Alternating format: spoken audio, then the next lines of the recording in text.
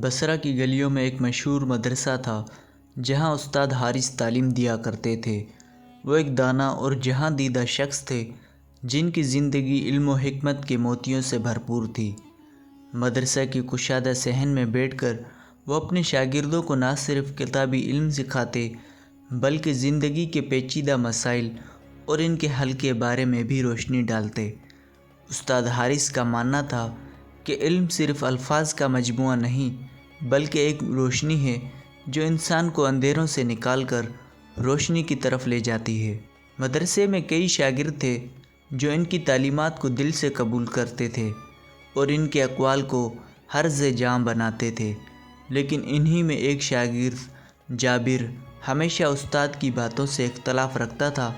اس کا خیال تھا کہ استاد حارث صرف خیالی اور کتابی باتیں کرتے ہیں جو عملی دنیا میں کسی کام کی نہیں۔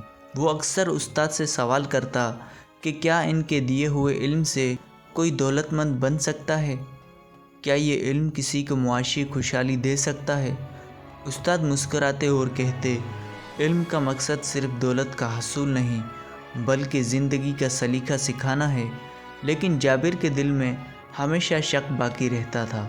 ایک دن استاد حارث نے اپنے شاگردوں کو جمع کیا اور اعلان کیا، میں ایک طویل سفر پر جا رہا ہوں، جو کوئی میرے ساتھ چلنا چاہے وہ تیار ہو جائے۔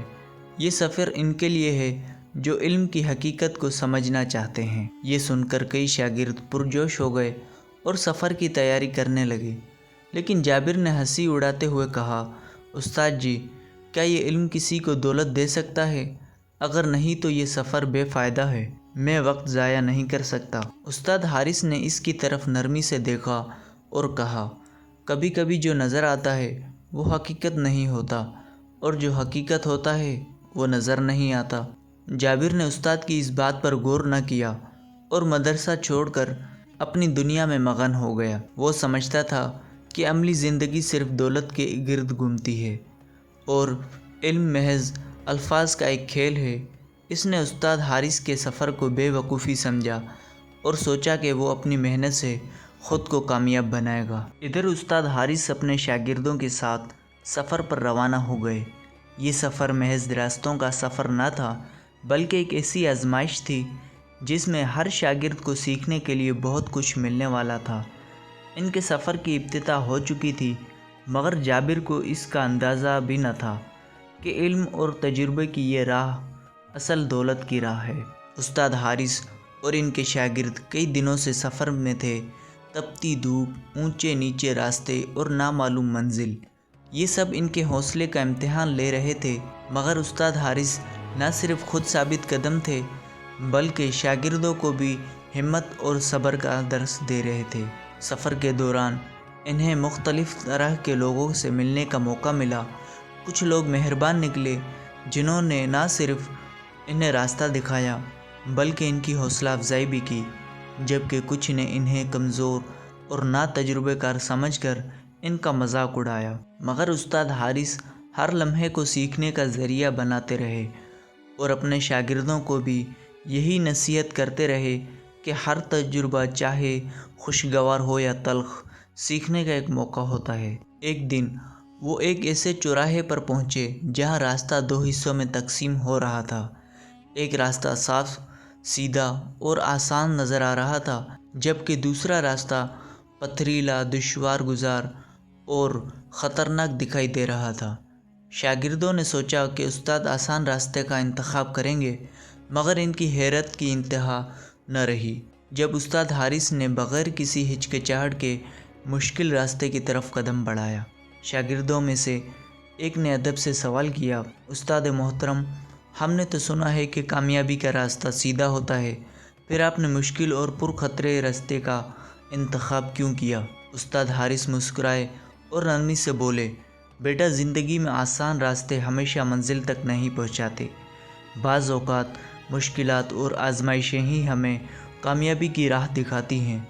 جو لوگ سختیوں سے گھبراتے ہیں وہ بڑی کامیابیاں حاصل نہیں کر پاتے۔ شاگردوں نے استاد کی بات کو دل سے قبول کیا اور استاد کے پیچھے پیچھے اس دشوار راستے پر چل پڑے، جہاں انہیں نہ صرف راستے کی سختیوں کا سامنا کرنا پڑا بلکہ اپنے صبر، ہمت اور استقامت کو بھی آزمائش میں ڈالنا تھا۔ استاد حارث اور ان کے شاگرد کئی دن کے طویل سفر کے بعد ایک عجیب و غریب قصبے میں پہنچے۔ یہاں کی فضا بظاہر خوشحال نظر آ رہی تھی، مگر لوگوں کے چہروں پر بے چینی اور اضطراب واضح تھے۔ استاد نے جلد ہی محسوس کر لیا کہ اس قصبے میں علم کی کوئی قدر نہیں تھی۔ یہاں کے لوگ دولت، جادو اور طاقت کے پیچھے بھاگتے تھے اور وہ سمجھتے تھے کہ یہی چیزیں ان کے مسائل کا حل ہیں، مگر ان سب کے باوجود ان کی آنکھوں میں سکون کی جھلک کہیں نظر نہیں آ رہی تھی۔ بزرگوں نے ایک ٹھنڈی آہ بھری اور افسوس بھرے لہجے میں کہا، یہاں کے لوگ علم کو بیکار سمجھتے ہیں۔ وہ سوچتے ہیں کہ ہر مسئلے کا حل طاقت، جادو میں چھپا ہے، مگر حقیقت یہ ہے کہ ان کی زندگیوں میں سکون اور خوشی نام کی کوئی چیز باقی نہیں رہی۔ یہ سن کر استاد حارث نے سوچا کہ وہ اپنی حکمت اور دانائی سے ان کی مدد کریں گے۔ انہوں نے فیصلہ کر لیا کہ وہ اس قصبے کے لوگوں کو سکھائیں گے کہ حقیقی دولت صرف علم اور دانائی میں ہے، اور یہی چیزیں ان کی بے چینی اور اضطراب کو دور کر سکتی ہیں۔ چند دن بعد قصبے میں ایک بڑا مسئلہ کھڑا ہو گیا۔ ایک دولت مند تاجر کا قیمتی ہیرا اچانک غائب ہو گیا تھا۔ یہ ہیرا نہ صرف اس کی دولت کی علامت تھا، بلکہ قصبے کے لوگ بھی اسے خوش قسمت کی نشانی سمجھتے تھے۔ تاجر نے اعلان کیا کہ جو کوئی اس کا ہیرا ڈھونڈ کر لائے گا، اسے بڑا انعام دیا جائے گا۔ یہ سن کر پورے قصبے میں ہلچل مچ گئی۔ کئی لوگ دعویٰ کرنے لگے کہ وہ جادو کے ذریعے تلاش کر سکتے ہیں۔ قصبے کے جادوگر اپنے منتر پڑھنے لگے، مختلف تعویذ باندھے گئے، اور کچھ لوگوں نے طاقت اور غصے سے چور کو ڈھونڈنے کی کوشش کی، مگر کئی دن گزر جانے کے باوجود ہیرا نہ ملا۔ لوگ بے چین ہو گئے اور خوف کی فضا قائم ہو گئی۔ ہر شخص دوسرے پر شک کرنے لگا، مگر کوئی نتیجہ نہ نکلا۔ یہ معاملہ استاد حارث کے سامنے لایا گیا۔ انہوں نے گہری سوچ میں ڈوب کر کہا، اگر تم سب واقعی سچ جاننا چاہتے ہو تو ایک کام کرو۔ کیا؟ قصبے کے لوگ بے چینی سے بولے۔ استاد نے کہا، آج رات پورے قصبے کے چراغ بجھا دیے جائیں، کوئی روشنی نہ ہو، اور ہر شخص ایک موم بتی لے کر میرے ساتھ کھڑا ہو۔ لوگوں کو استاد کی بات سمجھ تو نہ آئی، مگر ان کی دانائی پر یقین رکھتے ہوئے انہوں نے حکم پر عمل کیا۔ رات ہوئی تو پورے قصبے میں اندھیرا چھا گیا۔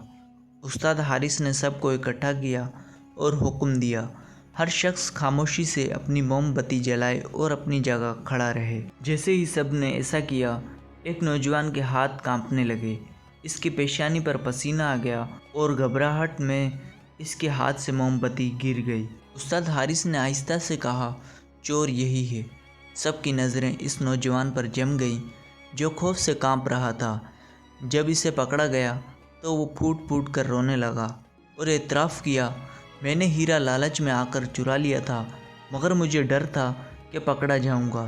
حیران عوام استاد کی طرف متوجہ ہوئی اور کسی نے پوچھا، مگر آپ کو کیسے معلوم ہوا؟ استاد مسکرائے اور نرمی سے کہا، چور ہمیشہ خود کو ظاہر کر دیتا ہے، بس علم کی آنکھ سے دیکھنا چاہیے۔ اس واقعے کے بعد استاد حارث کی عزت اور بڑھ گئی۔